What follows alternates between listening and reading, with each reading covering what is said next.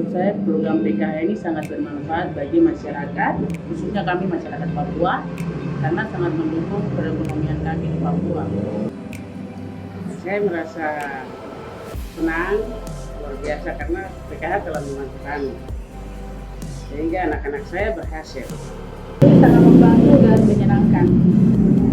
Manfaat dari PKH yang saya terima, saya berterima kasih sekali karena bisa membantu dalam pendidikan anak-anak saya, ya, dalam uang sekolah, dalam uang buku. Terima kasih buat program Keluarga Harapan yang mana telah membantu saya dalam pendidikan maupun dalam kesehatan. Dan saya berterima kasih sekali. PKH mantap.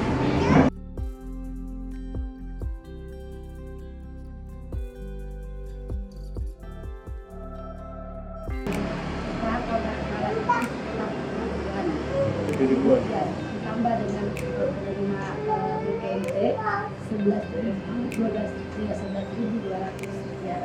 Bantuan pangan non tunai. Iya, karena PKH kan udah otomatis dapat Iya. sama-sama kartu merah.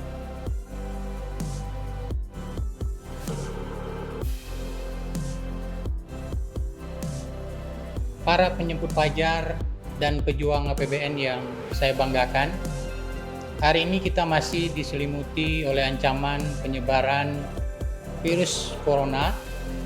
Hampir semua sendi kehidupan terdampak. Tak terkecuali yang sangat terasa oleh masyarakat adalah kehidupan sosial yang berujung pada resesi ekonomi. Pemerintah melalui APBN dari dulu telah menyiapkan program perlindungan sosial yang memang merupakan kewajiban negara untuk menjamin kesejahteraan sosial bagi seluruh masyarakat. Tahun ini memang terasa berbeda karena adanya dampak pandemi COVID-19, dan tahun depan pemerintah masih terus menyediakan anggaran bagi perlindungan sosial masyarakat. Bicara perlindungan sosial merupakan semua upaya yang dilakukan oleh pemerintah untuk mencegah dan menangani risiko dari guncangan dan kerentanan sosial, serta memberi akses bagi upaya pemenuhan kebutuhan dasar dan hak-hak manusia, termasuk akses pada pendidikan, kesehatan, dan pekerjaan. Di samping itu juga, perlindungan sosial dimaksudkan sebagai cara untuk menanggulangi kemiskinan dan kerentanan absolut yang dihadapi oleh penduduk yang sangat miskin. Bentuk perlindungan sosial yang dijalankan oleh pemerintah adalah dengan memberikan belanja bantuan sosial yang merupakan transfer uang ataupun barang yang diberikan oleh pemerintah pusat ataupun pemerintah daerah kepada masyarakat guna melindungi dari kemungkinan terjadinya risiko sosial. Pemerintah sudah menyiapkan 9 program besar dalam perlindungan sosial. Yang pertama itu adalah program Keluarga Harapan yang diperuntukkan bagi 10 juta penerima manfaat. Yang kedua, apa yang kita kenal dengan program sembako yang diberikan untuk 19,41 juta penerima manfaat. Yang ketiga, ada program sembako Jabodetabek untuk 1,9 juta penerima manfaat. Yang keempat, ada program bantuan sosial tunai di luar Jabodetabek untuk 9,1 juta penerima manfaat. Di samping itu juga ada program Kartu Prakerja sebanyak 4,8 juta penerima manfaat. Di samping itu ada program bantuan langsung tunai dana desa yang diperuntukkan bagi 7,55 juta penerima manfaat.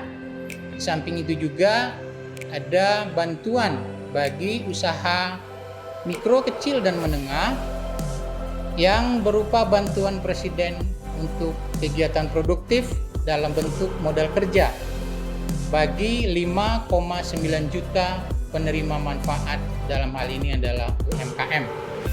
Kedelapan adalah subsidi gaji untuk 9 juta penerima manfaat. Dan yang ke-9 adalah diskon listrik yang diberikan bagi 31,4 juta penerima subsidi listrik. Para pejuang APBN yang kami banggakan, dalam pengelolaan keuangan negara sesungguhnya sudah dilakukan pemisahan fungsi. Kenapa hal ini kami sampaikan? Karena ingin kita nyatakan kepada publik bahwa pelaksanaan tugas antara Menteri Keuangan selaku pengelola fiskal dan bendahara umum negara dengan Kementerian Negara selaku Kementerian Teknis sudah diatur secara jelas di dalam undang-undang, di mana Menteri Keuangan sebagai Chief Financial Officer, sedangkan Kementerian Teknis sebagai Chief Operational Officer. Menteri Keuangan dalam hal ini bertugas menyalurkan anggaran yang tersedia dalam APBN kepada Kementerian Teknis dalam bentuk daftar isian pelaksanaan anggaran atau yang sering kita kenal dengan sebutan DIPA, dan kemudian Kementerian Teknis lah yang akan menyalurkan anggaran di dalam DIPA tersebut kepada penerima akhir. Dalam hal ini bisa masyarakat, bisa juga lembaga-lembaga yang memang bermitra dengan Kementerian Teknis dimaksud, di mana sesungguhnya Kementerian Teknis yang tahu tujuan anggaran yang sudah mereka tuangkan di dalam DIPA. Terkait dengan governance, kata kuncinya adalah integritas. Kenapa ini juga kita sampaikan kepada teman-teman semua? Karena memang banyak pertanyaan bagaimana governance itu bisa dijaga.